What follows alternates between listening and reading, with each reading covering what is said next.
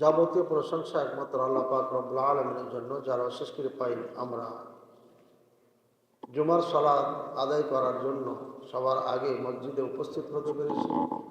এই জন্য আল্লাহর নিকটে শুকরিয়া জ্ঞাপন করি, আলহামদুলিল্লাহ।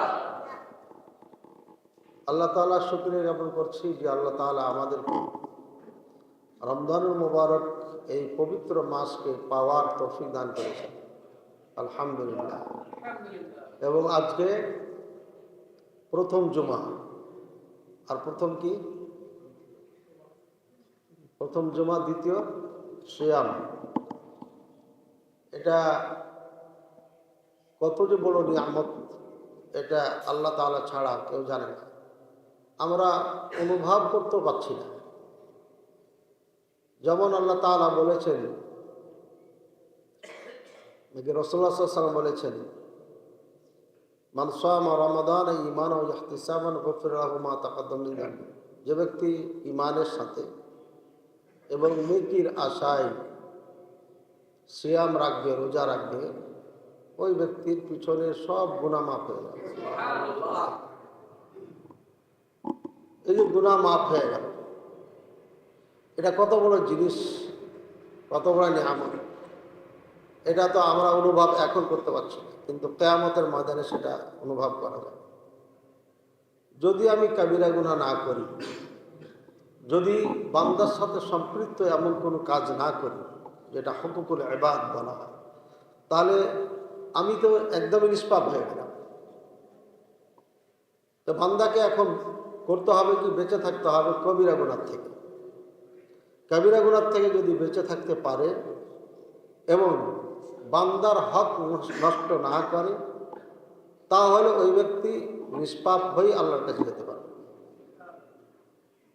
কেননা রাসূলুল্লাহ সাল্লাল্লাহু আলাইহি ওয়াসাল্লাম বলেছেন, আল জুমআতু ইলাল জুমআতি ওয়াল উমরাতু ইলাল উমরাহ ওয়া রমাদানু ইলা রমাদান ইকাফিরু আও মুকাফফিরাতুম মা বাইনাহুন্না মাজতুনিবাতিল কাবাইর। একটি জুমা আরেকটি জুমা পর্যন্ত, একটি উমরা আরেকটি উমরা পর্যন্ত, এক রমাদান আরেকটি রমাদান পর্যন্ত, এর মাঝে যে পাপগুলো হয় এগুলো সব আল্লাহ ক্ষমা করে দেবে যদি কাবিরা গুনাহ থেকে বাঁচে। হাদিসের অনুবাদ বোঝা যাচ্ছে, কোন ব্যক্তি যদি আপনার একটা উমরা করলো আজ এবছর, এরপরে 2-1 বছর পারলো না, পরে আবার গেছে উমরা করতে, এর মাঝে যে গুনাহগুলো হয়েছে এটা আল্লাহ ক্ষমা করে দেবে। এর মানে ছোট গুনাহগুলো, বড় গুনাহ না।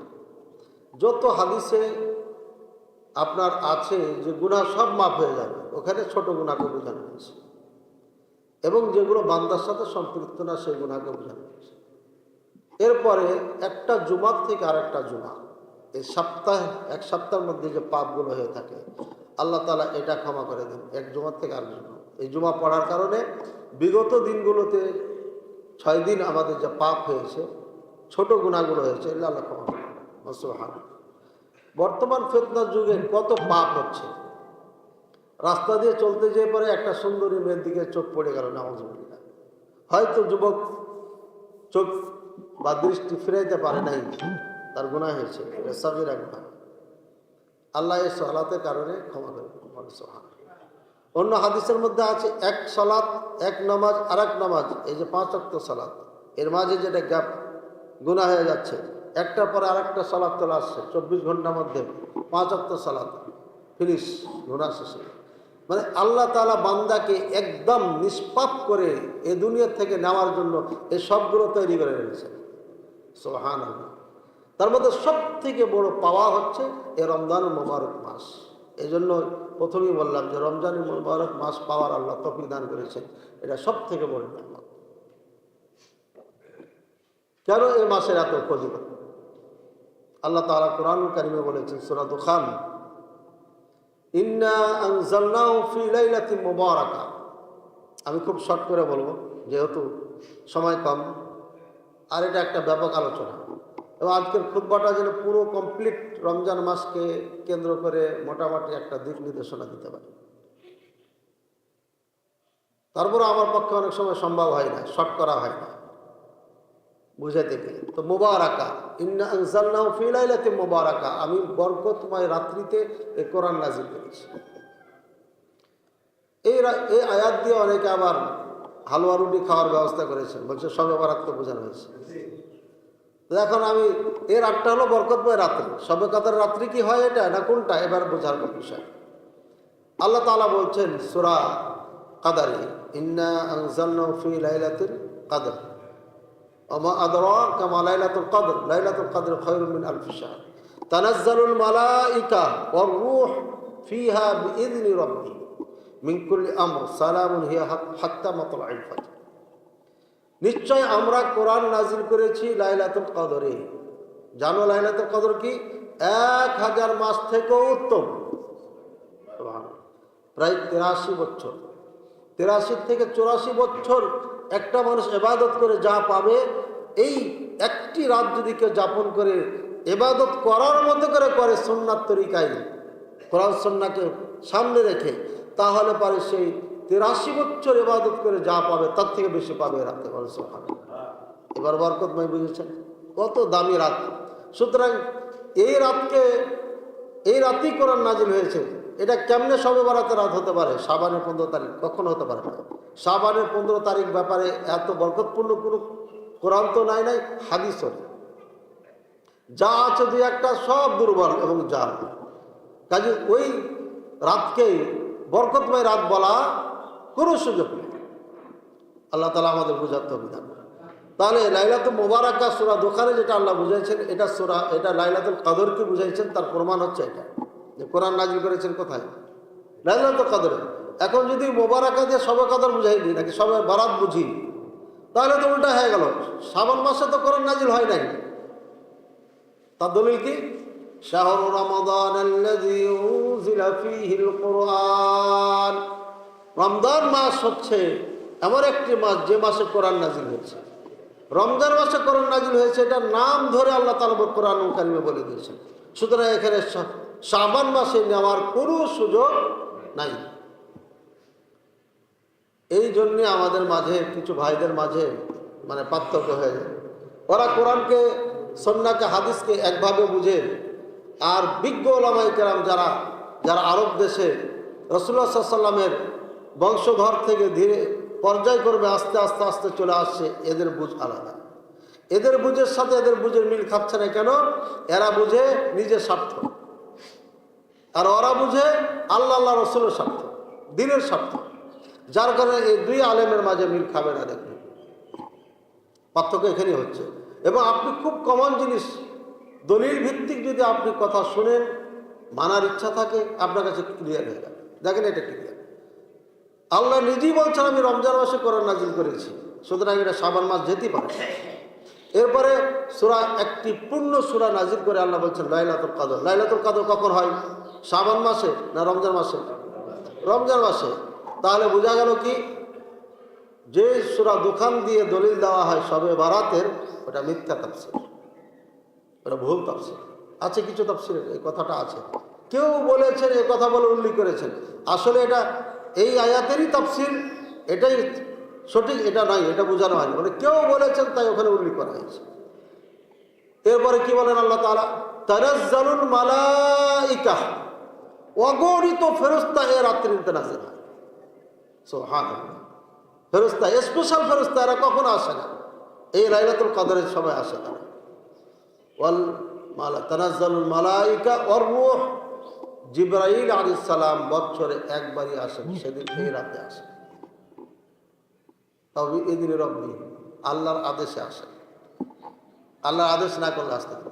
এবার চিন্তা করেন, আল্লাহ তাআলা জিবরাইল আলাইহিস সালামকে অগণিত ফেরেশতাকে আদেশ করছেন যাও। এর মানে আল্লাহ তাআলা আদেশ করা মানে এ রাত্রে অনেক গুরুত্ব, অনেক গুরুত্ব। এটা না হলে অন্য রাত্রে আল্লাহ অন্য দিনে আদেশ করছেন না। ইয়াউমুল হজ্জের আকবার, হজের দিনেও আল্লাহ করছেন না। ইয়াউম আরাফা, আরাফাতের দিনে করছেন না। কোনো দিন আল্লাহ তাআলা আদেশ করেন না যাও, এভাবে কোনো জায়গাতে নেই। কিন্তু লাইলাতুল কদর, শবে কদর এমন একটি রাত আল্লাহ তাআলা নিজে আদেশ করেন যাও আমাদের বান্দাদের জন্য কি করতে, দোয়া করতে, দোয়া করতে আসা। সালামুন, দোয়া করতে থাকে তারা। সালাম মানে আল্লাহর কাছে দোয়া করতে থাকে, আল্লাহ একে শান্তিতে রাখো, একে সুখে রাখো, একে ইত্যাদি ইত্যাদি দোয়া করতে। কতক্ষণ পর্যন্ত? হাত্তা মাতলাইল ফজর, যতক্ষণ শুভ সাদেক না হয়। কাজে এই রাতটা হচ্ছে এই মাসে অত্যন্ত দামি মাস। এ রাত অত্যন্ত দামি রাত, এর থেকে দামি রাত আর পৃথিবীতে কখনো হবে না, আসে নাই, কোনো মাসে নেই। একটি মাত্র রাত বছরে একবার আসে, আমাদের যতটুকু জীবন পার হয়েছে হয়েছে, এরপরে যেন এ রাতটা আর কখনো মিস না হয়। এখন থেকে আল্লাহর কাছে দোয়া করতে হবে। সালফে সালেহিন এই রমজান মাসকে পাওয়ার জন্য 6 মাস আল্লাহর কাছে কাঁদতেন, 6 মাস ধরে কাঁদতেন। মাসকে পাওয়ার পরে এমন ইবাদত করতেন তারা, এটাকে কবুল করানোর জন্য আল্লাহর কাছে আবার 6 মাস দোয়া করতেন। বলে সুবহানাল্লাহ, চিন্তা করেছেন কি পরিমাণ সালফে সালেহিনরা আল্লাহ তাআলার সাথে তাদেরকে জড়িয়ে রেখেছিল। পক্ষান্তরে আমরা পুরো উল্টো, আমরা দুনিয়ার পিছে ব্যস্ত, আমরা আখিরাতকে অনেক দূরে সরিয়ে ফেলেছি, অনেক দূরে রেখে দিয়েছি। এবার কোরআনের আয়াতের দিকে যাই। আল্লাহ তাআলা বলছেন, ইয়া আইয়ুহাল্লাযীনা আমানু কু আনফুসাকুম, ইয়া আইয়ুহাল্লাযীনা আমানু কুতিবা আলাইকুমুস সিয়াম কামা কুতিবা আলাল্লাযীনা মিন ক্বাবলিকুম লাআল্লাকুম তাত্তাকুন। হে ঈমানদারগণ, তোমাদের উপরে সিয়াম ফরজ করা হয়েছে যেভাবে তোমাদের পূর্বপুরুষদের উপরে ফরজ করা হয়েছে। লাআল্লাকুম তাত্তাকুন, কোরআনের লাআল্লাকুম এটার অর্থ নিশ্চয়, কিন্তু অন্য অন্য জায়গায় যে লাআল্লাকুম ব্যবহার হয় এটা সম্ভাবত, কিন্তু এখানে সম্ভাবত না, কারণ আল্লাহর কালামে কোনো সন্দেহ নাই। কাজে সন্দেহ অনুবাদ করা যাবে, নিশ্চয় তাকওয়া অর্জন করতে পারে। আল্লাহ তাআলা বলেছেন কুতিবা আলাইকুমুস সিয়াম, তোমাদের উপর সিয়াম ফরজ করেছি। সিয়াম মানে কি? রোজা। অনেক ভাই বলে রোজা বলা যাবে না, কোনো সমস্যা নেই। সিয়াম রোজা একই জিনিস। উপবাস এগুলো বানাওয়াট অনুবাদ। যেই জিনিসটাকে যেভাবে যে দেশের মানুষ বুঝে ওটাই বলা ঠিক, ওটাই অনুবাদ। রব, রব মানে কি? বাংলায় প্রভু। রবের মধ্যে যা আছে প্রভুর মধ্যে নাই, তারপরেও রব মানে প্রভু। বইয়ে লিখতে গেলে প্রভু লিখতে হবে যদি লিখতে হয়। অথবা পরওয়ারে দেগার, এটা ফার্সি শব্দ। পরওয়ারে দেগারের মধ্যে যা আছে, রবের মধ্যে যা আছে পরওয়ারে দেগারের মধ্যে তা নেই। কিন্তু অনুবাদ তো করতে হবে এভাবে, এটা অনুবাদ। কিন্তু রব কি, কাকে বলে, এটা বুঝাইতে হবে। আমাদের বইয়ে লেখা আছে রব কাকে বলে, কোরআনে হাদিসে আছে। এরপরে আল্লাহ তাআলা কুতিবা আলাইকুমুস সিয়াম, সিয়াম রোজা ফরজ করেছি, সিয়াম। এখন আমি তো বাঙালি তাই রোজা বললাম, কিন্তু যখন আমরা সৌদি আরবে লেখাপড়া করেছি, ওরা তার বাংলা জানে না, ওরা ফার্সি জানে না, অন্য ভাষা জানে না। আরবিকে আরবি দিয়ে বুঝাই আমাদের। আরবি সিয়াম মানে কি? সিয়াম মানে আল ইমসাক। আল ইমসাক মানে বিরত থাকা, স্টপ, মানে এখন বিরত। আমি যখন সিয়াম রাখলাম, রোজা রাখলাম, নিয়াত করে নিলাম, এই নিয়াত করলাম শুভ সাদেকের আগে, শুভ সাদেক হওয়ার থেকে নিয়ে সূর্য অস্তায় যাওয়া পর্যন্ত কোনো কিছু খাওয়া যাবে না, স্টপ। আল্লাহ নিষেধ করেছেন খাওয়া। কি খাওয়া? পানি। পানি হালাল না হারাম? এই যে মসজিদে পানি রেখেছেন আমরা, হালাল না হারাম? হালাল। ভাত, খাবার, ফল মূল যা কিছু হালাল খাবার খাই আমরা, এই সব হালাল খাবার থেকে আল্লাহ তাআলা কেন নিষেধ করলেন? আল্লাহ তাআলা কেন এভাবে নিষেধ করলেন? উদ্দেশ্য যে তোমরা হালাল বর্জন করো। একটি মাস হালাল বর্জন করলে ট্রেনিং হয়ে যাবে, ট্রেনিং হয়ে যাবে। আমার একটা ছেলে, আমি ছোট্টতে ও সালাতে ট্রেনিং দেওয়ার জন্য মসজিদে নিয়ে যেতাম। তো ওর আম্মু বলতে যে উজু করে নাই, আমি উজু লাগবে না, চল উজু লাগবে না, চলো।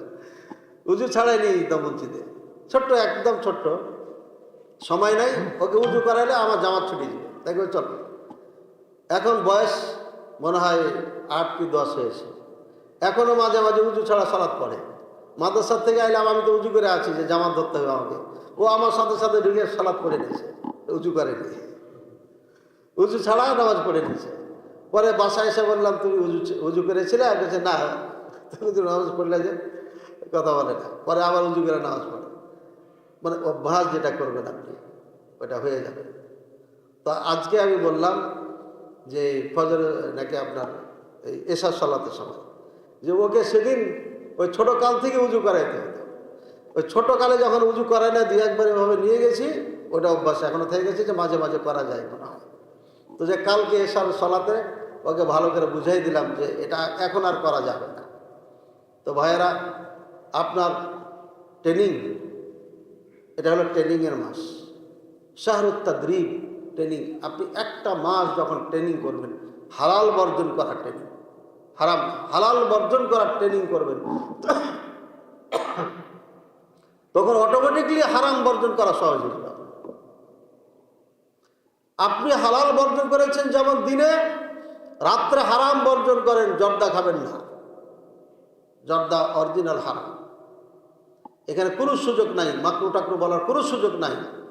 আমি ফার্স্ট ক্লাস হানাফি মাদ্রাসার ছাত্র, এটা গায়ের জোরে বলা হয় এই জন্য যে আমাদের ওস্তাদেরা খায়, এই জন্য। এতদিন থেকে খেয়ে আসছে, যদি হারাম বলে দেয় তাহলে মান সম্মান যাবে, তাই ওরা মাকরু বলেছে। মাকরু বলার কোনো সুযোগ নাই, একদম অরিজিনাল হারাম, এর মধ্যে কোনো সন্দেহ নেই,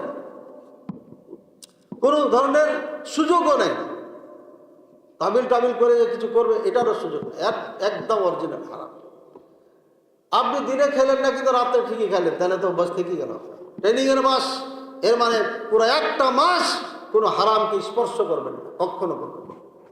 ইনশাল্লাহ দেখবেন বাকি 11টি মাস আপনার জন্য কমপ্লিট, একদম সহজ হয়ে যাবে।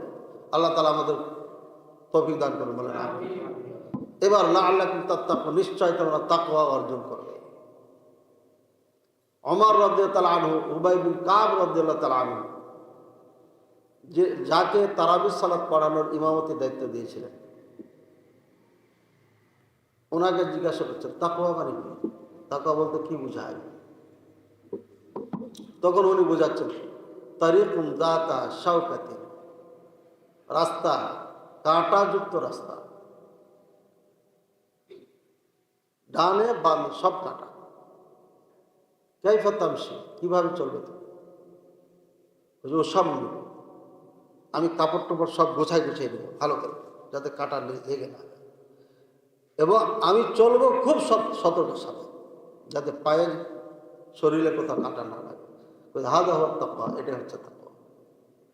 সব কিছুর থেকে আপনাকে এমনভাবে চলতে হবে, কোনো অন্যায় যেন আপনাকে স্পর্শ না করে, একে হল তাকওয়া। হারাম যেন আপনাকে স্পর্শ না করে। তাকওয়া মানে হলো হালাল খাবো, কিন্তু যা ইচ্ছা তাই করে যাব, যা ইচ্ছা তাই বলে যাব, তাকওয়া হলো না। তাকওয়া মানে যত কিছু আল্লাহ পছন্দ করেন না, যাহা কিছু আল্লাহ ভালোবাসেন না, যাহা কিছু কোরআন সুন্নাতে নাই, ওটা বর্জন করার নাম তাকওয়া। এই জন্য আমরা বেদাত এবং শিরকের ব্যাপারে খুব কঠোর। বেদাত এবং শিরকের সাথে আমরা আপোষ করি না। কেন করি না? আপনি তাকওয়া হারা হয়ে যাবেন। আর আল্লাহ তাআলা বলেছেন উইদ্দাত লিল মুত্তাকিন, যতবার জান্নাতের আলোচনা করেছেন, জান্নাত আমি মুত্তাকিনদের জন্য তৈরি করেছি। সুতরাং তাকওয়াবিহীন কেউ জান্নাতে যেতে পারবে না, তাকওয়া অর্জন করা অপরিহার্য। আল্লাহ তাআলা সিয়াম ফরজ করেছেন আমাদের তাকওয়া অর্জন করার জন্য। তাকওয়া জাহিরি ও বাতিন, ওপেনে এবং গোপনে। ওপেনে দেখা যায় না, এটা তাকওয়া অর্জন করা, আর গোপনে দেখা যায় না। যেমন আমি খানা খাচ্ছি, এটা দেখা যাবে, রাস্তা দিয়ে খানা খাই আমি দেখতে পাবো, মসজিদে এসে পানি পান করলে মানুষ দেখতে পাবে। এটা হচ্ছে জাহির, প্রকাশ্যে। প্রকাশ্যে এমন কোনো কাজ না করা যেটা করলে আপনার রোজা নষ্ট হয়ে যাবে। পান করলে রোজা নষ্ট হয়ে যাবে, প্রকাশ্যে করেছেন। এবার প্রকাশ্যে আপনি আল্লাহ বিরোধী কাজ করেছেন, তাহলে আপনার আল্লাহ হারিয়ে যাবে। আল্লাহ হারিয়ে যাবে মানে আপনি আল্লাহকে পাবেন না, আল্লাহ আপনার সঙ্গ দিবেন না। যেমন রোজা নষ্ট হয়ে যায়, পান করলে, খাবার খেলে রোজা নষ্ট হয়ে যায়, আপনি যখন আল্লাহ বিরোধী কাজ করবেন তখন আল্লাহ আপনার থেকে দূরে সরে যাবে। ওই জন্য বললাম যে আল্লাহ হারিয়ে যাবে মানে আপনার থেকে দূরে সরে যাবে। বান্দা যতক্ষণ সিজদার দিকে তাকায় থাকে, সিজদার জায়গার দিকে সালাতে, ততক্ষণ আল্লাহ তাকায় থাকে তার দিকে। সুবহানাল্লাহ। বান্দা যখনই ডানে বামে তাকায়, উপরে তাকায়, নিচে তাকায়, কোনো দিকে তাকায়, দৃষ্টি যখন এদিক ওদিক হয়ে যায়, আল্লাহ তখন দৃষ্টি ফিরিয়ে নেয়। সুবহানাল্লাহ। চিন্তা করেন আল্লাহ তাআলা কিভাবে আপনার প্রত্যেকটি পদক্ষেপকে লক্ষ্য করছেন। সুতরাং যাহা কিছু করছে আমরা সব কিছু আল্লাহ পর্যবেক্ষণ করছে এবং সাথে সাথে ওটা অ্যাকশন করছে, অ্যাকশনে যাচ্ছেন। কোনোটা ডাইরেক্ট এখনই, কোনোটা পর। ওপেনে আপনি যেটা করবেন সিয়াম নষ্ট হয়ে যাবে, গোপনেও যদি করেন সিয়াম নষ্ট। গোপনে কেমনে? আল্লাহ রাসূল সাল্লাল্লাহু আলাইহি ওয়াসাল্লাম বলেছেন, মান লাম ইয়াদা কাওলা যুর ওয়াল জাহালা ওয়াল আমালা বিহি ফালাইসা লিল্লাহি হাজাতুন আন ইয়াদা তাআমাহু ওয়া শারাবাহু। রাওয়াহুল বুখারী। হাদিসটি সহিহ বুখারী। যে ব্যক্তি মিথ্যা পরিহার করলো না, ওয়াল জাহালা অজ্ঞতা পরিহার করলো না, ওই ব্যক্তি ক্ষুধার্ত পিপাসিত থেকে কোনো লাভ নাই, আল্লাহর কোনো প্রয়োজন নাই সে ক্ষুধার্ত থাক আর পিপাসিত থাক। কথা মনে হয় বুঝেন? যে ব্যক্তি মিথ্যা পরিহার করলো না, এই ব্যক্তি ক্ষুধার্ত থাকার দরকার নাই, পিপাসিত থাকার দরকার। এর মানে রোজা নেই, সিয়াম নেই। যে ব্যক্তি জাহাল ছাড়লো না, জাহাল কি? বর্বরতা। অজ্ঞতা মানে কি? এখানে অজ্ঞতা মানে কেউ কি বুখারী, সবাইকে বুখারী পড়তে হবে না হলে রোজা সিয়াম হবে না, এমনটি না। অজ্ঞতা মানে বর্বরতা। অজ্ঞতা মানে বর্বরতা। বর্বরতা মানে কোরআন সুন্নাহ পরিপন্থী যত কাজ আছে, যেই কাজই হোক না কেন, এটাকে যদি বর্জন না করেন তাহলে পরে আল্লাহ পাক রব্বুল আলামিন বলেন তোমার ক্ষুধার্ত পিপাসিত থাকার কোনো প্রয়োজন নাই, আল্লাহ এটা কোনো দরকার নেই। অর্থাৎ ক্ষুধার্ত থেকে কোনো লাভ নাই, সিয়াম হবে না। পিপাসিত থেকে কোনো লাভ নাই, সিয়াম হবে না। এই জন্য যে তুমি মিথ্যা কথা বলেছ, এবং মিথ্যা এমন একটা পাপ, মহাপাপ, কাবিরা গুনাহ। এটা একটা মিথ্যা সাক্ষীর কারণে একটা মানুষের প্রাণ যেতে পারে। একটা মিথ্যা কথা বলার কারণে ভাইয়ে ভাইয়ের সম্পর্ক নষ্ট হতে পারে। একটা মিথ্যা কথা বলার কারণে সংসারও নষ্ট হয়ে যেতে পারে। একটা মিথ্যা কথা বলার কারণে পুরা সমাজের মধ্যে যুদ্ধ সৃষ্টি হতে পারে।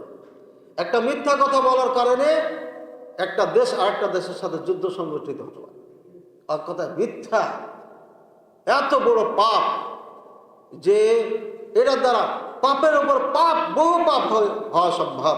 এই জন্য মিথ্যার ব্যাপারে রাসূল সাল্লাল্লাহু আলাইহি ওয়াসাল্লাম বলতে বলতে একসময় বলছিলেন, হিলান দিয়ে, এখানে দেওয়ালে হিলান দিয়ে বসেছিলেন। রাসূল সাল্লাল্লাহু আলাইহি ওয়াসাল্লাম বলতে যাওয়ার পরে শাহাদাতু জুর, মিথ্যা সাক্ষী দেওয়া, এই কথা যখন বলতেছিলেন তখন উনি সোজা হয়ে বসে গেলেন, বলে আলা শাহাদাতাজ জুর, আলা ইন্না শাহাদাতাজ জুর, আলা ইন্না শাহাদাতাজ জুর।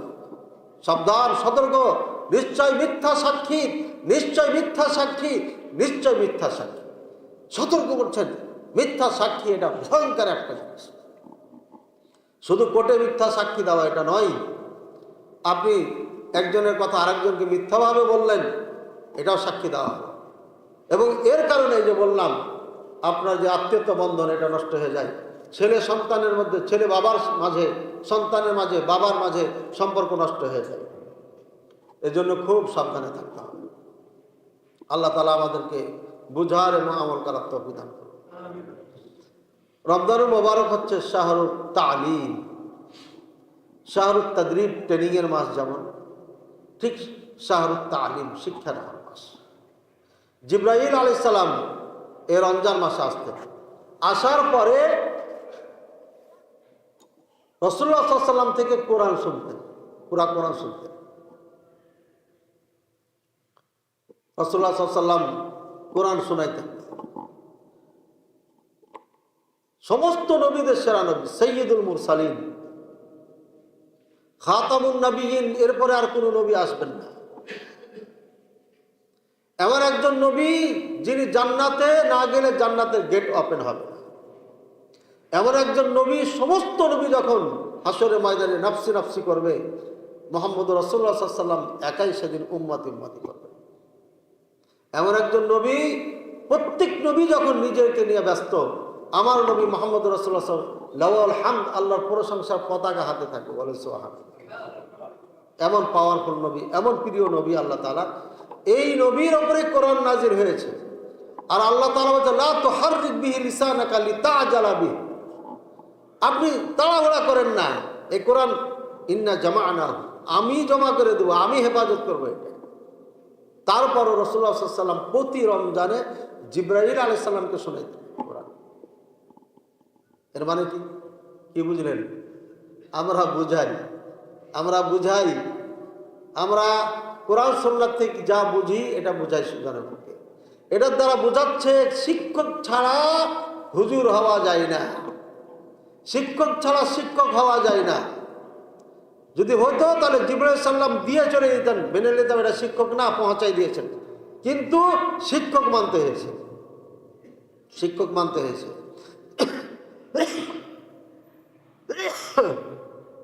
জিবরাইল আলাইহিস সালাম নিজে এসে রাসূলুল্লাহ সাল্লাল্লাহু আলাইহি ওয়াসাল্লাম থেকে কোরআন শিখছেন, শুনছেন।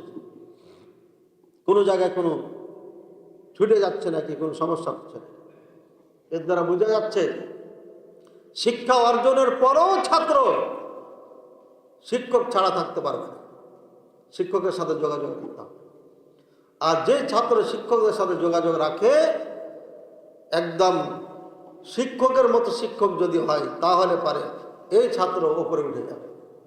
আর যদি শিক্ষক স্বার্থপর হয়, তাহলে এর ফের আবার পিছিয়ে ঘুরে লাভ নেই, ধ্বংস করে। কিছু শিক্ষক আছে হিংসুটা, একে যদি আমি জনসম্মুখে নিয়ে আসি তাহলে পারে এ তো আরও উপরে উঠে যাবে, এ তো আমার থেকে ভালো পারে, ওই জন্য ওকে দাবাইয়া রাখতে চায়, মাইকের সামনে দিতে চায় না, ইত্যাদি। তো শিক্ষক এটা আমার একটা বন্ধন, যে বন্ধন মরণ পর্যন্ত রাখতে হবে, তাহলে পারে এটা হচ্ছে আল্লাহর পক্ষ থেকে আল্লাহ বারাকাত দেয়। আল্লাহ তাআলা আমাদের বুঝার তৌফিক করে। আমাদের অনেক দিনী ভাই আছে, আমাদের সাথে ঝগড়া করে। ফেসবুকে ঢুকবেন, মাসালা বলা হয়েছে, তার প্রিয় শাইখের বিপক্ষে চলে গেছে। এরপরে শুরু, আরে বাপ রে বাপ, আলে হাদিস যুবক এত খারাপ হয় আমি কোনোদিন কল্পনা করি। আমি তো ভাবতাম এটা চরমনের মুরিদদের কাজ, বুঝছেন, এটা হচ্ছে কবর পূজারীদের কাজ। কিন্তু আহলে হাদিস যারা দাবি করি, যারা কোনো একটা বিজ্ঞ মানুষের পিছে পিছে চলি, কোনো একজন বিজ্ঞ মানুষকে আমি ফলো করি, যাদেরকে আমরা আইডল বানিয়ে রেখেছি, তাদের ফলোয়ার হওয়ার পরও তাদের ভিতরে এত হিংসা এবং এদের ভাষা এত খারাপ, এরা নিজের শাইখের বিপক্ষে চলে গেলে অন্য শাইখকে এরা সম্মান করতে পারে না। এমন আহলে হাদিস আমরা চাইনি, এমন আহলে হাদিস আমাদের দরকারই নেই। এ সমস্ত আহলে হাদিস পরিচয় যেন না দেয় যে আমরা আহলে হাদিস, এটা আহলে হাদিসের বৈশিষ্ট্য না। যত কঠিন সময় আসুক না কেন, হকের ওপর অটুট থাকতে হবে। আমাদের এই ভাইয়েরা বাংলা বই পড়ে মুলবি হয়েছে। হানাফি আলেমেরা বলে, আমরা এটা মনে করি যে দেখেন, ওরা বলে বুঝে সুঝে বলে, বাংলা পড়েই শুধু মুলবি হয়ে গেলে এটা ভয়ঙ্কর মুলবি হবে, সমাজের মধ্যে ফিতনা করবে। এরপরে বাংলা হুজুর, বাংলা পড়া হুজুরের যদি অনুসরণ করেন, তাহলে আপনি ভয়ঙ্কর একজন মুসলমান হবেন। বাংলার সাথে আপনাদের দুশ্মনী কেন ভাই? বাংলাতে তো ইসলাম নাই, বাংলাতে ইসলাম নাই, এর জন্য বাংলার কথা বলছি আমি। ইসলাম যদি শিখতে হয়, আপনাকে আরবির থেকে শিখতে হবে, কারণ বাংলাতে ভুলভাল লেখা আছে। ও যেটা বুঝেছে ওটা লেখেছে, ও আল্লাহকে ভয় করে বই লেখে, যার কারণে বলছে বাংলা পড়া হুজুর হবে। ভাইয়ের আমার, এটা মারাত্মক ব্যাধি আহলে হাদিসের মধ্যে। আমি এটা আগে কল্পনা করি। আপনার পক্ষে হলে আপনি খুব ভালো, আপনার কাছে ভালো, আর বিপক্ষে চলে গেলে পরে আপনি আপনার কাছে খারাপ। দুঃখজনক হলো সত্য যে সমস্ত আমাদের আইডলগুলো ভুল করে থাকে, ভুল করে, স্পষ্ট ভুল করে, করার পরও আবার ওটা স্বীকার করে না, এনাই বিনাই এদিক ওদিক করে টালমাল করে ওটাকে রেখে দিতে চায়, স্পষ্টভাবে বলে না যে আমার এটা ভুল হয়ে গেছে। এই জন্য এই যুবকেরা ভুল পথে যাচ্ছে। ভাইয়ের আমার, এই জন্য আমরা বলি, সব সময় বলি, আলেমদের বক্তব্য শোনেন, বিজ্ঞ আলেমদের বক্তব্য শোনেন। আপনার ইদানিং ভোটকে কেন্দ্র করে একটা মাসআলা অনেক আলেম বলেছেন। ইবনে বাজ রাহিমাহুল্লাহ বলেছেন, ইবনে উসাইমিন রাহিমাহুল্লাহ বলেছেন, আলবানী রাহিমাহুল্লাহ দুই কওলের একটি পক্ষে বলেছেন। এরপরে বড় বড় বিদ্যান আরো যারা এরাবিয়ান আছে সব দেখার পরে আমি মাসালাটা বলেছি। দেখলাম শেখ মতিউর রহমান মাদানী হাফিজাহুল্লাহ তিনিও বলেছেন। এরপরে ডক্টর মঞ্জুর ইলাহি, ডক্টর সাইফুল্লাহ, শেখ আকরামুজ্জামান বিন আব্দুল সালাম, ওনারটা আমি শুনি নাই, তবে মানুষ বলছে। ওনার ভাই আখতারুজ্জামান, আব্দুর রাকিব মাদানী, শাহেদ মাদানী, সঠিক বলছে আর কি, এক কথায় সমস্ত মাদানী বলা যায় এক পক্ষে। আর আমাদের দু চারজন আলেমে দিন তারা একদিকে, আর তাদের অনুসারী একটু বেশি। এই জন্য যেভাবে পারে আমাকে গালিগালাজ করেছে, কাফের পর্যন্ত করেছে। এটা আহলে হাদিস? এই আহলে হাদিস, এই শিক্ষা আপনাদেরকে দিয়ে আমরা শিরক বেদাত কে পরিচয় করিয়েছে আপনাদের সাথে? আকীদার মাসালা, আকায়েদের মাসালা মাসাইল কে আপনাদের সাথে তুলে ধরেছে? মাদানী আলেমরা তুলে ধরেছে। আর মাদানী আলেমদেরকে আপনারা কাফের বলতে দ্বিধাদ্বন্দ্ব করেন না। এটা কেন? বাংলা বই থেকে হয়েছে, বাংলা পড়া হুজুর থেকে এলেম নেওয়ার কারণে হয়েছে।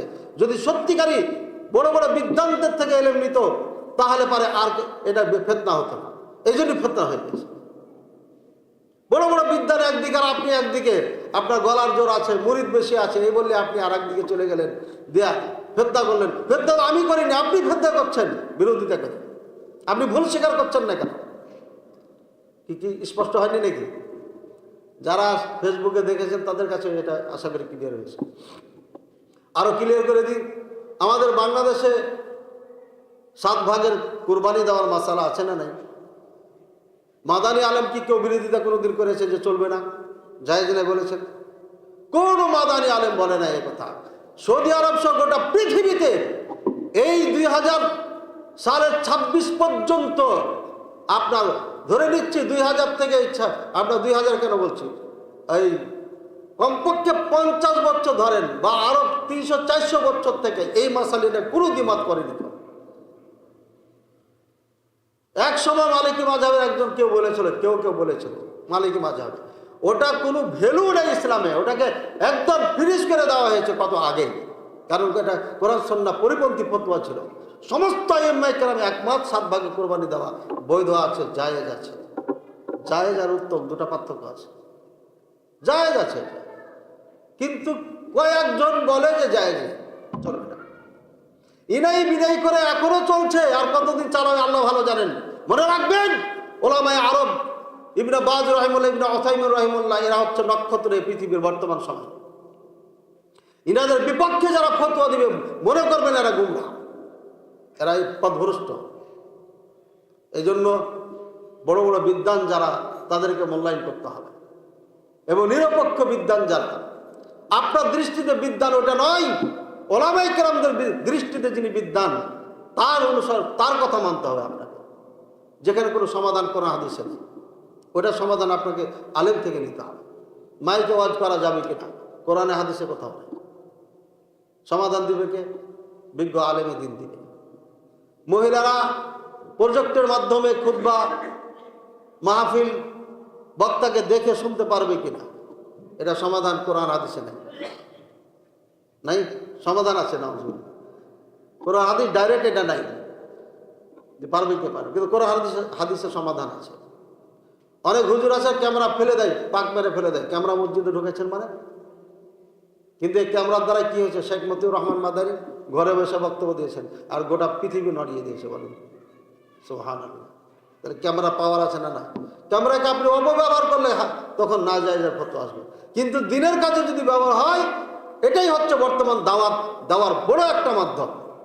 মুসল্লি জয়জন থাকেন, হাজার হাজার মানুষ না, কোটি কোটি মানুষ কিয়ামত পর্যন্ত এই ভিডিও শুনবে, দেখবে।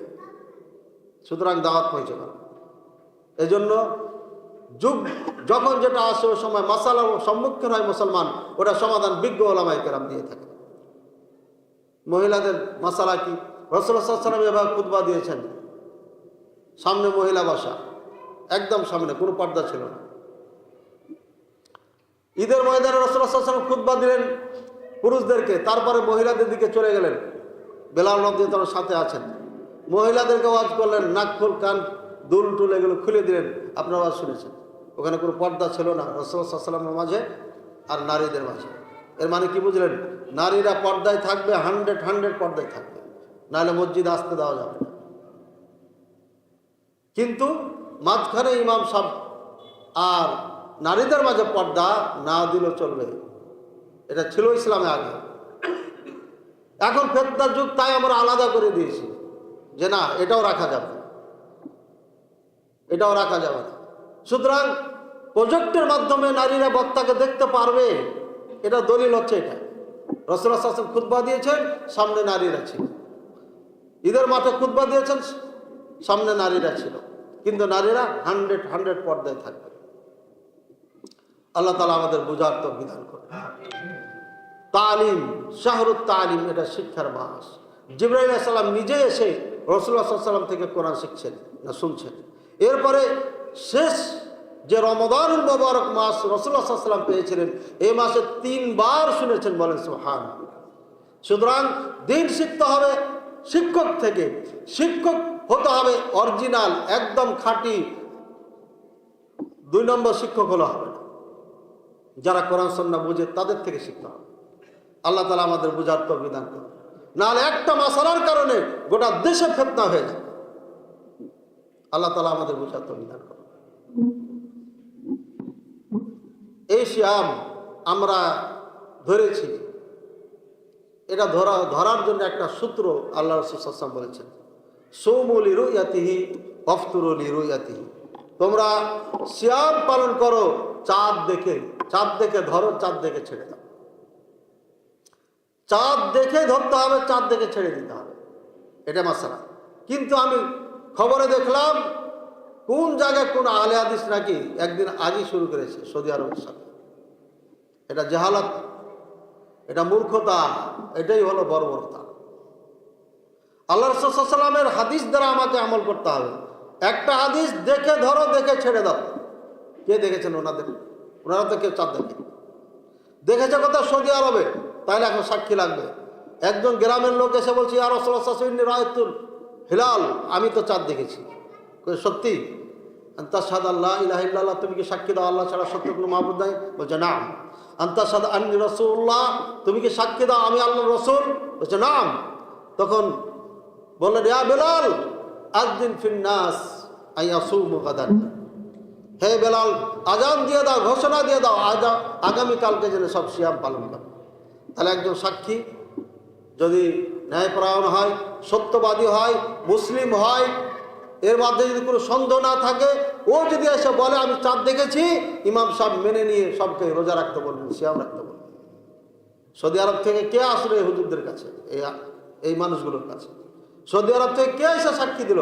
বলবেন হুজুর এই যে ভিডিও, ক্যামেরায় তো বলে দিয়েছে, সংবাদ তো পেয়েছে, মোবাইলের মাধ্যমে বলে দিয়েছে, ফেসবুক বলে দিয়েছে।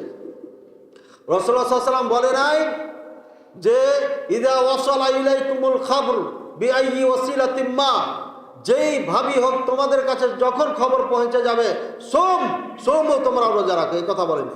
যেই ভাবি হোক সেই ভাবি খবর পৌঁছুক, যেই ভাবি খবর পৌঁছুক তোমরা সিয়াম পালন করো, এ কথা রাসূলুল্লাহ সাল্লাল্লাহু আলাইহি ওয়াসাল্লাম বলে নাই। বলেছেন দেখে ধরো, দেখে ছাড়ো। আর একজন সাক্ষী, একজন হলো চলবে। সাক্ষীকে সৌদি আরব থেকে আয়েশা বলতে হবে, বলতে হুজুর রাসূলুল্লাহ সাল্লাল্লাহু আলাইহি ওয়াসাল্লাম কি জানতেন যে এই মিডিয়ার যুগ হবে? জি জানতেন। ওয়া আল্লামা আদম আল আসমা কুল্লাহা, যা কিছু হবে সব আদম আলাইহিস সালামকে আল্লাহ শিখিয়ে দিয়েছিলেন। কোনো কিছু বাকি ছিল না। যা হবে সব নমুনা আল্লাহ দিয়েছেন। প্লেন তৈরি হয়েছে, প্রত্যেকটি প্লেনের পাখির সাথে মিল আছে, দেখবেন পাখির সাথে মিল আছে। প্রত্যেকটি প্লেন যত বানাচ্ছে, যুদ্ধ বিমান বানাইছে পাখির সাথে। পাখি যে এইভাবে ছো মারা আহার নিয়ে যাচ্ছে, নিয়ে যাওয়ার পরে ইচ্ছা হচ্ছে ছেড়ে দিচ্ছে, কিভাবে ছাড়ছে, কিভাবে ধরছে, ওগুলো গবেষণা করে করে বিজ্ঞানীরা বের করেছে। পাখি দিয়ে রাসূলুল্লাহ নাকি আল্লাহ পাক রব্বুল আলামিন আবরাহাকে ধ্বংস করেছিলেন। একটা ঠোঁটে পাথর আর দুই পায়ে দুইটা পাথর। এটা হলো যুদ্ধ বিমান। যুদ্ধ বিমান যে তৈরি হবে এটা আল্লাহ আগেই বলে দিয়েছেন। হয়রান আবাবিল, ঝাঁকে ঝাঁকে পাঠিয়েছেন, ঝাঁকে ঝাঁকে।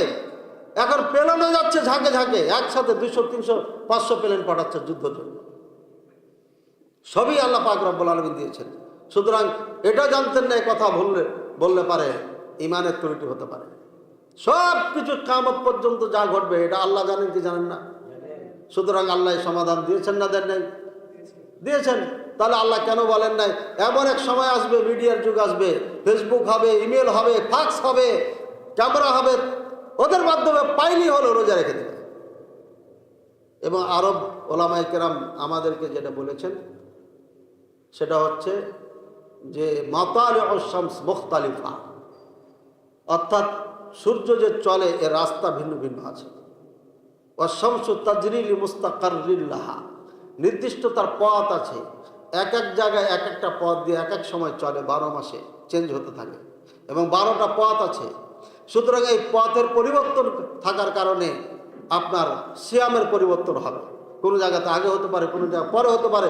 সুতরাং এলাকা ভিত্তিক চাঁদ দেখার উপরে নির্ভর করে তারা সিয়াম পালন করে, এটা বলেছেন ওলামায়ে কেরাম। এখন যদি থুনকো মুলবি এসে বলে, বাংলা পড়া মুলবি, যে না সদির সাথে আমাকে সিয়াম পালন করতে হবে, এটা নির্ঘাত মূর্খতা। এই জন্য আল্লাহ তাআলা তাদেরকে হেদায়েত দান করুন, বুঝার তৌফিক দান করুন।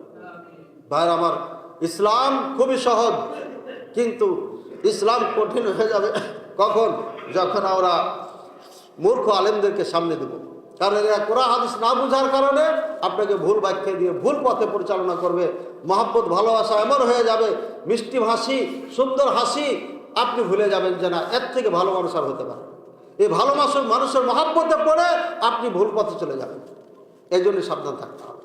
রাসূলুল্লাহ সাল্লাল্লাহু আলাইহি ওয়াসাল্লামের যুগে উবাই বিন খালফের অনুসারী ছিল। রাসূলুল্লাহ সাল্লাল্লাহু আলাইহি ওয়াসাল্লামের যুগে এত ভালো মানুষ থাকা সত্ত্বেও আবু জেহেলের, উতবা সাইবার অনুসারী ছিল। কিসের জন্য অনুসারী হয়ে যায়? তার কৃষ্টি কালচার, কথাবার্তা, চাল চলনের কারণে কেউ তার ফাঁদে পা দিয়ে দেয়। এটা সব যুগে ছিল, সব যুগে থাকবে। এজন্য ফাঁদে পা না দিয়ে বিজ্ঞ আলেমদের থেকে বক্তব্য শুনবেন। আমাদের বাংলাদেশে বিজ্ঞ আলেম এখন সূত্র বলে দিতে পারি, যারা সরাসরি মদিনার থেকে এলেম নেয়। এক কথা শেষ। মদিনার আলেমদেরকে যারা অ্যাকসেপ্ট করে তারাই ভালো আলেম এই বাংলাদেশে। এটা সূত্র বলে দিলাম। মদিনার আলেমকে যারা ভালোবাসে না, মদিনার আলেম থেকে যারা এলেম নেয় না, তারা ভালো আলেম নয়। তারা আরবিতে পারদর্শী হতে পারে, কিন্তু শরিয়াতের তারা আলেম না।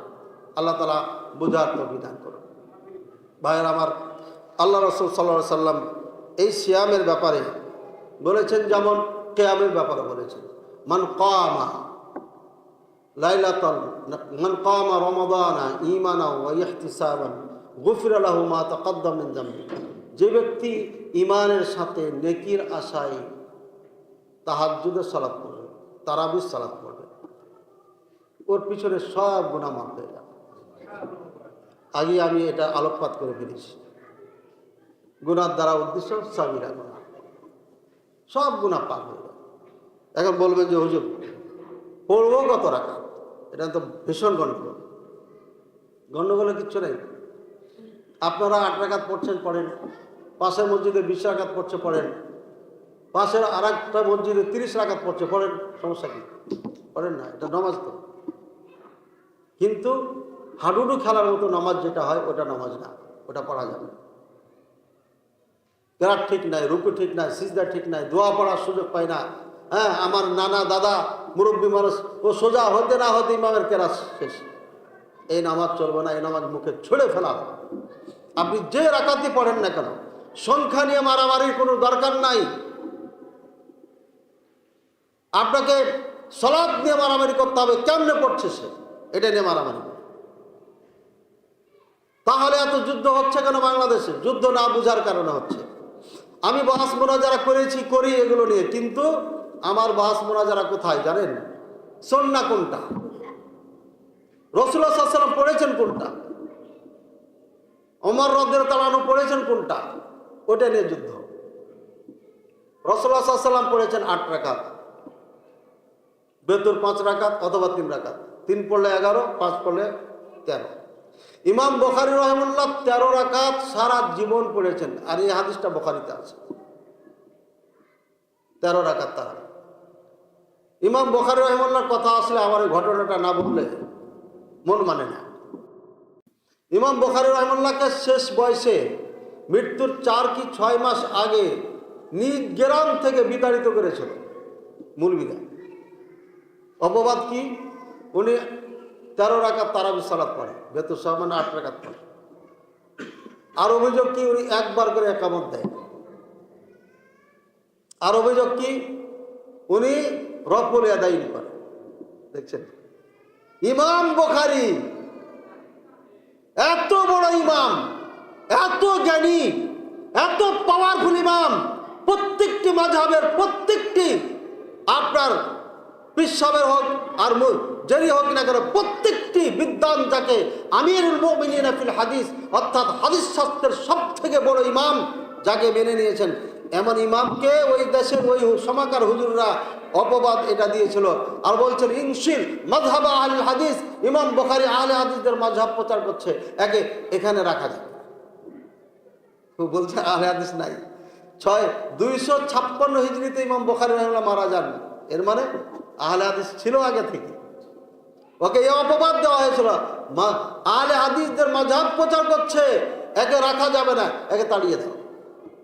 সব মিছিল মিটিং বের করে বেচারাকে তাড়িয়ে দেয়।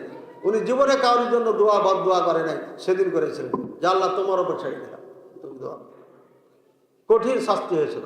ওই বাদশাহ যে সঙ্গ দিয়েছিল, যে পরামর্শ দিয়েছিল, মুলবিদেরকে ডেকে মিটিং করেছিল, 1 মাস পরে ক্ষমতাচ্যুত হয়ে বিছানায় পড়ে যায়। এবং এই মুলবিগুলো লাঞ্ছিত পদদলিত হয়ে এই জমিন থেকে বিদায় নিয়ে যায়। হক্কানি রব্বানি একজন আলেম, যারা কোরআন সুন্নাহর কথা বলে, কোরআন সুন্নাহর পথে চলে, এদের সাথে বেয়াদবি করলে দুনিয়াতে শাস্তি হবে, আখিরাতে হবে। তার প্রমাণ হচ্ছে ভাইয়ের আমার, সালাতুত তারাবি রাসূলুল্লাহ সাল্লাল্লাহু আলাইহি ওয়াসাল্লাম 8 রাকাতের বেশি কখনোই পড়েননি। বেতর সহ 11, বেতর সহ 13। আবু বকর রাদিয়াল্লাহু তাআলা আনহু পড়েননি। ওমর রাদিয়াল্লাহু তাআলা আনহু দেখছেন ওখানে 5 জন, ওখানে 5 জন, ওখানে 5 জন, 2 জন নামাজ পড়ছে, কেউ একা একাই পড়ছে। তখন উনি সবকে এক জায়গায় করে উবাই বিন কাব রাদিয়াল্লাহু তাআলা আনহু, যায়েদ রাদিয়াল্লাহু তাআলা আনহুকে ইমাম বানিয়ে দিলেন, এর ইমামতিতে পড়ো। আর একদিন এসে দেখছে পড়ছে। এখন কত রাকাতের উনি আদেশ করলেন, এটা নিয়ে সমস্যা। মুয়াত্তা মালিকের 2টা হাদিস আছে এই রাকাত সংখ্যা নিয়ে। একটা হাদিসে 11, একটা হাদিসে 20। 20-এর বর্ণনা সঠিক নয়, 11টা সঠিক, এবং এটা বুখারীর সাথে মিল আছে। তাহলে ওমর রাদিয়াল্লাহু তাআলার নাম দিয়ে যেগুলো হাদিস বর্ণনা করা হয়েছে, তার মধ্যে সব থেকে দামি, সব থেকে ভালো হাদিস হচ্ছে 11 রাকাতের হাদিস। 20 রাকাতের হাদিস যেহেতু সহিহ না, সুতরাং এটা আমরা অ্যাকসেপ্ট করি। এখন আপনি পড়তে পারবেন কিনা? পড়েন। মক্কা মদিনাতে ছিল, মক্কা মদিনাতে 200 বছর 41 রাকাত তারাবি পড়েছে। কত বছর? 200 বছর মদিনাতে 41 রাকাত তারাবি সালাত পড়া হয়েছে। কেউ তো বিরোধিতা করেনি। সবাই মিলে যদি মনে করি যে হ্যাঁ এখানে আমাদের 100 রাকাত পড়বো, পড়েন। এমন মুসাল্লি আছে এরা ঘুমাবে না সারা রাত, ওই যে 100 রাকাত পড়বো, পড়েন, সমস্যা নেই। নফল সালাতুল লাইলি মাসনা মাসনা, রাসূলুল্লাহ সাল্লাল্লাহু আলাইহি ওয়াসাল্লাম একটা সূত্র বলে দিয়েছেন, রাত্রের সালাত 2 রাকাত করে, মানে পড়তেই থাকেন, 2 রাকাত করে পড়তেই থাকেন, সমস্যা। এখন যদি আপনি চান যে 2 রাকাতই রাত শেষ করে দেবো, পুরা কোরআন পড়বো, উসমান রাদিয়াল্লাহু তাআলা বেতরের 1 রাকাত সালাত কাবাকে সামনে রেখে, মাকামে ইব্রাহিমকে সামনে রেখে 1 রাকাত সালাতে পুরো রাত পার করেছেন। বলেন সুবহানাল্লাহ। আপনি যদি মুসাল্লি হওয়ার মতো হন তাহলে আপনার ঝগড়া হবে না। আর যদি আপনি রমজানই মুসলিম হন, শুধু রমজান মাসে আসছেন, অন্য হুজুরে আপনাকে ফুক মেরেছে, আপনি চিল্লাইবেন, মসজিদে বেয়াদবি করবেন। কিন্তু যদি 5 ওয়াক্ত মুসাল্লি হন, প্রকৃত মুসলিম হন, কোরআন সুন্নাহকে ফলো করেন, কোরআন সুন্নাহর ফলোয়ার হন, তাহলে আর গন্ডগোল নাই। যে যে রাকাত পড়ুক না কেন, এই নিয়ে কোনো গন্ডগোল করার সুযোগ ইসলামে নেই। আশা করি ক্লিয়ার হয়েছে কথা। আল্লাহ তাআলা আমাদের বোঝার তৌফিক দান করুন। ভাইরা আমার, সিয়াম ভঙ্গ হয়ে যায়, কিছু কাজ আছে, খেলে সিয়াম ভঙ্গ হয়ে যায়, খাইলে সিয়াম ভঙ্গ হয়ে যায়, পান করলে সিয়াম ভঙ্গ হয়ে যায়, স্ত্রীর কাছে গেলে, গেলে মানে বুঝেছেন, এটা বিস্তারিত বলা দরকার না। স্ত্রীর কাছে গেলে সিয়াম ভঙ্গ হয়ে যায়। এটা আবার অনেকে ছেড়ে দিয়ে বলবে সে দেখেন তো স্ত্রী পাশে গেলে বলে সিয়াম ভঙ্গ হয়ে যায়। বোঝা গেল আদান প্রদান করলে সিয়াম নষ্ট হয়ে যায়। অনিচ্ছাকৃত বমি হলে সিয়াম নষ্ট হয় না। অনিচ্ছাকৃত স্বপ্নে দোষ হয়ে গেছে, বীর্যপাত হয়েছে, সিয়াম নষ্ট হয় না। এগুলো যুবকদের প্রশ্ন থাকে, এই বলে দিলাম। সিঙ্গা লাগা বলা হয় হাজুন অল মাহাজুন কিলামা মুফতি রান, একটা হাদিসা আছে। যারা সিঙ্গা লাগা, আপনারা কি বলেন, ওই যে রক্ত বের করে যে হাজামা, হেজামা বুঝেন তো অনেকে না, হাজামা যারা করবে দুইজনই আপনার সিয়াম ভাঙা যাবে। এই মাসালা নিয়ে মতনক্য আছে। শেষমেশ ওলামায়ে কেরাম বলেছেন যেহেতু মতনক্য আছে, এটা না করা, এটা করবেন না। খাওয়ার কারণে সিয়াম নষ্ট হয়ে যায়। নারীদের মেন্স হলে পারে সিয়াম নষ্ট হয়ে যায়, সিয়াম আর করা লাগবে না, একদম ভালো হবে তখন করবে রমজানের পর। এভাবে আপনি পরনিন্দা করছেন, পরনিন্দা গীবাত করছেন, সিয়ামের কি হবে? সিয়াম নষ্ট হয়ে যাবে। কেমন নষ্ট হবে আল্লাহ ভালো জানে। তবে গীবাত করে ফেলেছেন, সিয়াম ভেঙে দেন, তওবা করবেন, আল্লাহর কাছে ক্ষমা চাইবেন। আর যার গীবাত করেছেন তার কাছে ক্ষমা চাইবেন, ভাই আমি ভুল করে আপনার ব্যাপারে বলে ফেলেছি, কিছু বলে ফেলেছি, আমাকে ক্ষমা করে দিন। এবং যার কাছে বলেছেন ওকে আবার যা বলবেন যে ভুল বলেছিলাম আমি, এটা ঠিক হয়নি বলা, তাহলে ক্ষমা পেয়ে যাবেন। গীবাত, পরনিন্দা, চুগলখড়ি, একজনের কথা আরেকজনকে লাগানো, মুনাফিকি, ভিতরে একটা বাইরে আরেকটা, এসব কাজগুলোতে ঈমান নষ্ট করে দেয়। চুরি করলে ঈমান থাকে না, জেনা করলে ঈমান থাকে না, চাঁদা করলে ঈমান থাকবে নাকি? পথে ঘাটে চাঁদা করলে, আমাদের মন্ত্রী সাহেব বৈধতা ঘোষণা করেছে, এটা চাঁদা না, এটা ধান্দা। কেমন মন্ত্রী পাইলাম রে ভাই, প্রথমে আসি বলছে এটা চাঁদা না ধান্দা। করেন, ধান্দা করেন, মরতে তো একদিন হবেই। কপাল পোড়া বাঙালি, বড় কপাল পোড়া বাঙালি। আল মুমিন লা ইনদাক ফি জহরিন মাররাতাইন, মুমিনকে এক গর্তে দুইবার দংশন করে না। একবার হাত দিয়েছেন, সাপে কামড়াইছে, দংশন করেছে, আবার হাত দিবেন আপনি, আবার হাত দিলে বোকা। তো এই বাঙালি কেন এত বোকা হলো আমি কিছু বুঝি না, বারবার কামড় খাই কেন? হ্যাঁ, একজন ভালো হলে কি দেশ চলবে? 300 জন সদস্য পার্লামেন্টে যাবেন, 300 জনকে ভালো হতে হবে। 10 জন 20 জন নষ্ট হলে সমস্যা নেই। যদি 200 জন ভালো হয়, 250 জন ভালো হয়, তাহলে চলবে। কিন্তু 50 জন, 20 জন, 10 জন ভালো আর বাকি শয়তান, তাহলে শান্তি হবে। আল্লাহ তাআলার কাছে আমরা দোয়া করছি, হে আল্লাহ আমাদের নেতাদেরকে তুমি হেদায়েত দান করো। তারেক জি অনেক সুন্দর সুন্দর কথা বলেছেন, কথাগুলো খুব ভালো লেগেছে। কপালের সলাতে দাগ আছে, আল্লাহ তুমি তাকে পাক্কা সাচ্চা মুমিন হিসাবে, মুসলিম হিসাবে কবুল করে নাও। আল্লাহ তাকে দিয়ে আমাদের এদেশের শান্তি শৃঙ্খলা বাস্তবায়ন করার তৌফিক দান করো। আল্লাহ তাকে তুমি এমন শক্তি দাও যাতে এ দেশ থেকে দুর্নীতি, চাঁদাবাজ, যত কিছু আছে অন্যায়, কোরআন সুন্নাহ পরিপন্থী সব জেনে সে দূর করতে পারে। আল্লাহ তুমি কবুল করে নাও, আমিন। আল্লাহ রাজা বাদশাহদের জন্য দোয়া করতে হবে, তারা যেন ভালো হয়ে যায়। তারা যদি ভালো না হয় কখনো ভালো করতে পারবে না। আপনি আর একটা দল তৈরি করেন, ওদের কাছে পৌঁছতে পৌঁছতে আপনার চুল পেকে কবরে চলে যাবেন আপনি। কাজে ওদেরকে ঠিক করতে হবে। ওদের মধ্যে থেকে 300 জন থেকে যদি 200 জন ঠিক হয়ে যায়, বাকি 100 জনকে ডান্ডা মারতে হবে ওয়াকিদি। এটাই ইমাম মোহাম্মদ বিন আব্দুল ওয়াহাব রাহিমাহুল্লাহ করেছিলেন। তিনি নিজে এবং অন্যদেরকে মালিক আব্দুল আজিজকে সাথে নিয়ে 2 জনের যুদ্ধ করেছে, দাওয়াতি কাজ করে দেশে ইসলাম কায়েম করেছে। আর আমরা শুধু মিম্বারে বলবো, অস্ত্র হাতে নিব না, ইসলাম কায়েম হয়ে যায়। তাহলে অস্ত্র তো নিতে পারবো না, কি করব? ওদেরকে দাওয়াত দিতে হবে, শুধু মিম্বরে দাওয়াত দিলে হবে। খুতবার আগে এমপির সাথে কথা বললাম, তাদেরকে দাওয়াত দিয়েছি, তাদের পরিবর্তন হয়েছে আলহামদুলিল্লাহ। যাদের যেখানে যার ক্ষমতা আছে যেতে পারেন, ওখানে দাওয়াত দিতে হবে, আপনার এটা দায়িত্ব। আল্লাহ তাআলা সবাইকে বোঝার তৌফিক দান করে। আল্লাহ আমাদের গুনাহ খাতাকে মাফ করে দাও। আল্লাহ আমাদের সিয়াম কিয়ামকে কবুল করো। আল্লাহ আমাদের মাঝে যারা অসুস্থ আছে সুস্থতা দান করুন। আল্লাহ যারা ঋণগ্রস্ত আছে ঋণ মুক্ত করুন। সর্বশেষ আপনাদের আর ফুরকান মাদ্রাসা, এটাকে আপনার মনে প্রাণে ভালোবাসবেন, দান খেরাত করবেন, আরও এগিয়ে নিয়ে যাবেন। আর আমার অধীনে বর্তমানে 4টি মাদ্রাসা চলমান আছে, একটি দাওরা হাদিস পর্যন্ত, আর একটি এতিমখানা আছে। আপনারা আমার জন্য দোয়া করবেন, একটু প্রাণ খুলে দোয়া করবেন। মানুষ হিসাবে বোঝটা একটু বেশি হয়ে গেছে, না চাইতে হয়ে গেছে। এই জন্য আল্লাহ তাআলার কাছে ক্ষমা চাচ্ছি আর আল্লাহর কাছে দোয়া করছি, আল্লাহ তুমি সহজ করে দাও। আল্লাহুম্মা আমিন। 4.5 লক্ষ টাকা বেতন দিতে হয় আমাদের। এই ছোট্ট মানুষ এত টাকা বেতন দেওয়া, ভাড়া ভর্তি দিয়ে অসম্ভব। তারপর আল্লাহ চালিয়ে নিচ্ছেন। 21 সাল থেকে চলছে, 16 সাল থেকে এতিমখানা শুরু হয়েছে, এই পর্যন্ত 4টি প্রতিষ্ঠান। আর বাড়াবো না, এ পর্যন্ত থাকবে ইনশাআল্লাহ।